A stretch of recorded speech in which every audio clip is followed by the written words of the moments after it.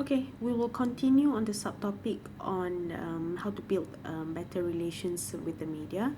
Number one, just now we talked about targeting, yeah, the right media, or sorry, researching the targeted media, whereby there is a need for you to target the right people in the media for you to um, pitch your story to, yeah.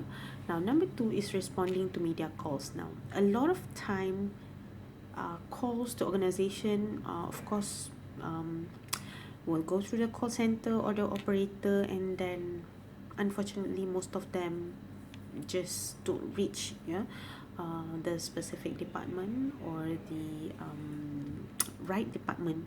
Okay, now this is very risky in PR because people or businesses have had lost opportunities because the phone calls just don't get to them. Okay, especially um, important ones from the media people, right? So to strengthen your relationship with the media, one of the best way is through the way you handle, yeah, their request for information. Now, um, responding to this very carefully makes a very powerful decision, yeah, or a powerful difference on how they will report about you. Okay, now it also determines how, yeah, your organization will be portrayed in their stories.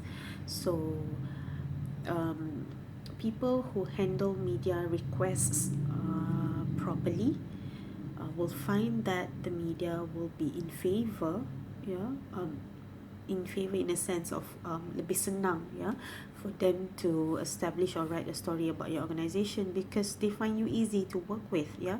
Well, they are also humans at the end of the day. Kalau selalu kita kata kalau orang mudahkan tugas kita, kita mudahkanlah untuk diorang pula kan.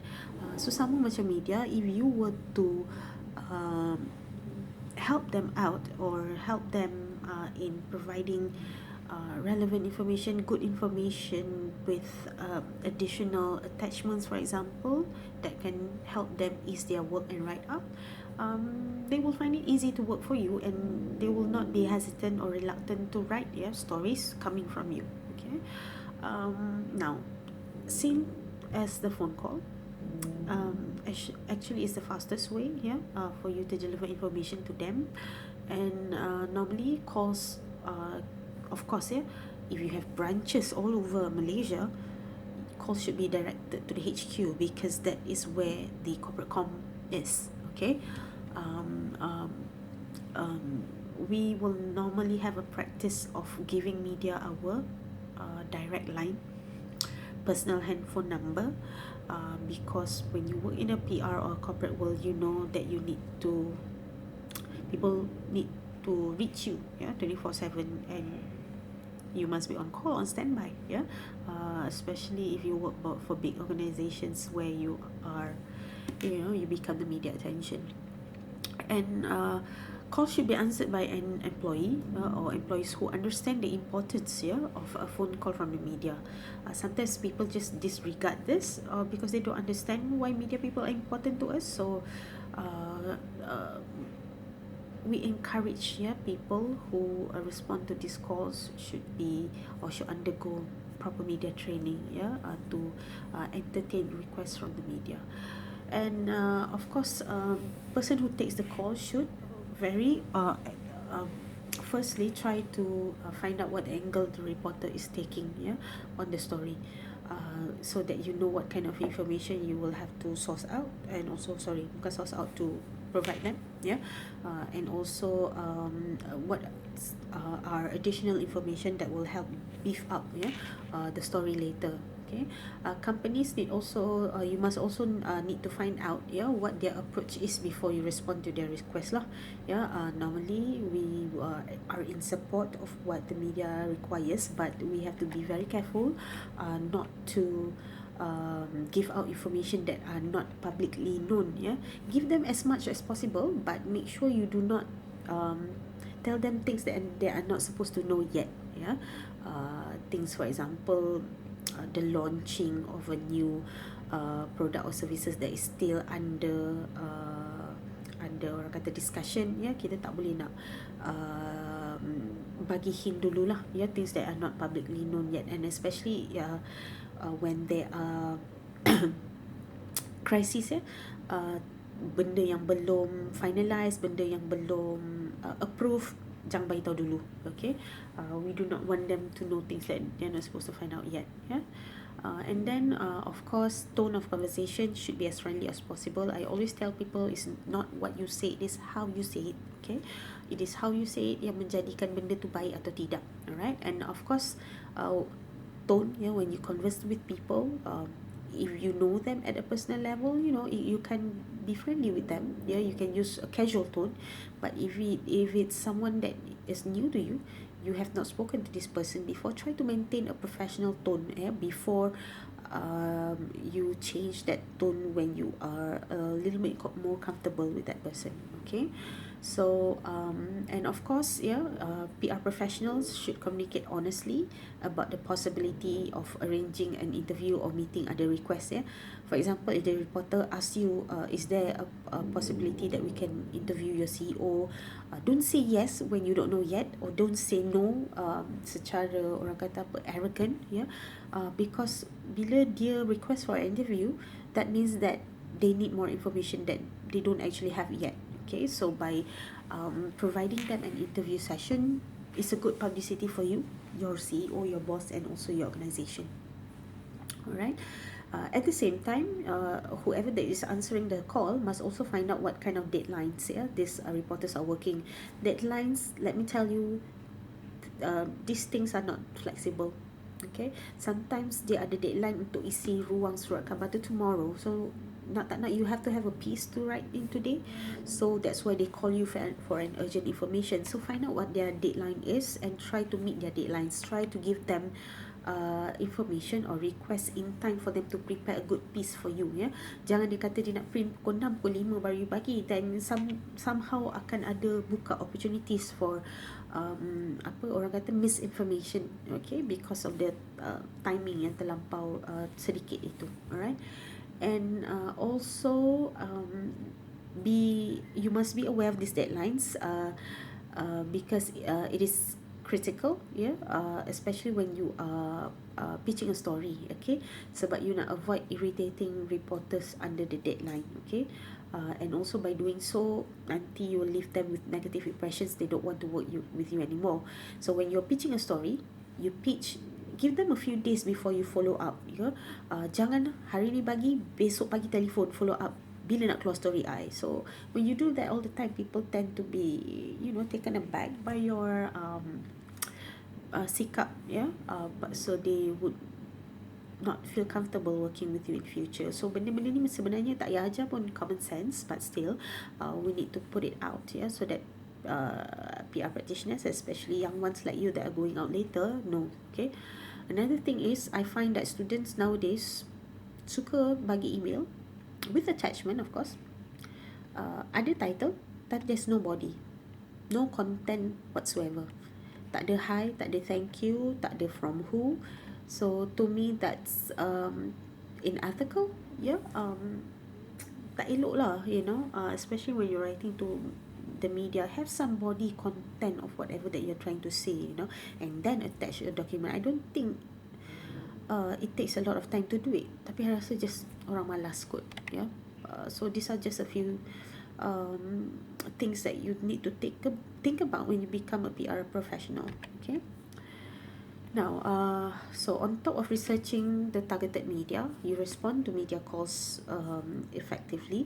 Now, number 3 is to prepare for media interviews. Okay.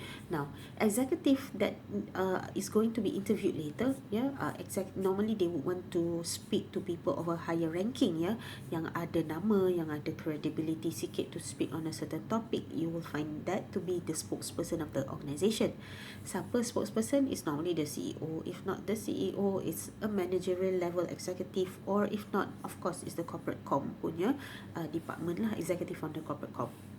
So these people who is going to be interviewed later must be prepared. Okay, must be prepared for the actual meeting with the reporter. Sometimes, yes, you have to meet them in maybe a couple of hours lagi macam tu, but still some preparation mesti ada. Okay, tak boleh bulldoze macam tu je and expect to be able to answer them, you know, like that. You need to be prepared.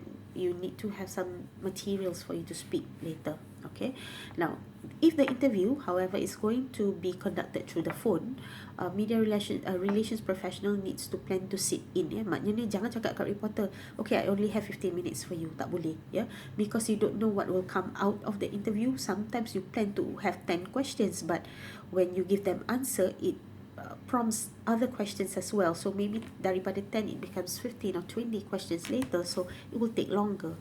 So when there is a phone interview, plan to sit in, put your other appointments on hold, and ensure that the phone conversation takes place in a conducive environment where it is silent, it is not tak bising, supaya the information that is passed on to them through the telephone will be clear.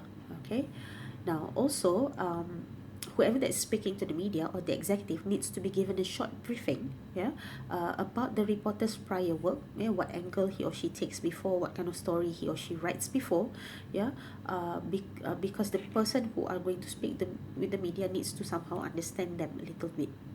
Okay, now the interviewee must also be given a set of questions, that are possibly, possible questions that will be asked by the reporter about the issue. How do you know you are a PR professional? Bila orang bagi you issue, you dah perlu ada list of questions that are possible to be asked. Brainstorm with other executives for a while.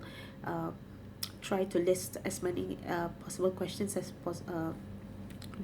as possible, and then try to prioritize the questions lah.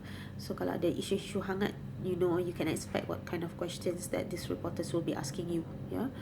Also, if possible, communication specialist, kalau masa tu panjang lagi, arrange a trial run. Kena try dulu buat interview. You become the reporter, you ask your CEO or the spokesperson the questions, tengok macam mana dia respond, and also work on finding the best possible way to answer the question. And if it's a TV interview, a full dress rehearsal is necessary. Okay, sebab apa? When we communicate, it's not only what we say, it's how we say it, it's also our body language. So kalau orang tu nak buat TV interview and your CEO tak ada media training, you pun tak advise, tak bagi tahu macam mana, so you akan tengok dia duduk kat TV sama macam ni bercakap. So it doesn't create a good impression for your organisation. Okay, body language, your tone, it determines the outcome of the messages that you are sending out. So again, kalau TV interview, it's not only your voice that they are hearing, they're also taking other nonverbal cues or communication from you. Now, in addition to thinking about what to say to the reporter during the interview, executive needs to think about the most interesting approach, to express this message. Okay, people use example, people use statistics, anecdotes, people use facts and other figures that will create interest to that topic. Kalau it's just cakap biasa, tak ada proof, tak ada fact, tak ada statistics, orang akan percaya ke benda yang cakap? Okay, so kena ada substance. It needs to be backed up by good evidences, etc. Then you can grab people's attention to actually listen, continuously listen to you. And also finally, executive needs to be prepared to state the key ideas again at the end of the interview. Sebab apa? Kalau interview tu 15 minit, contohnya, you have given out your points at the beginning. At the end of the interview, try to reiterate this again, because people tend to forget what you have said at first. So repeat again at the end of your interview, so that people's mind, you boleh refresh your mind balik on what you have stated there first. Okay, and then of course bila people interview you, you answer as succinct as possible lah, jangan bagi jawapan yang masih sama-sama. Okay, so it needs to be clear, it needs to be succinct enough, and of course it needs to answer the questions lah. Jangan melilau sampai tak tahu you cakap apa, tak ada konteks, etc. Right? Okay. Sambung in the next video.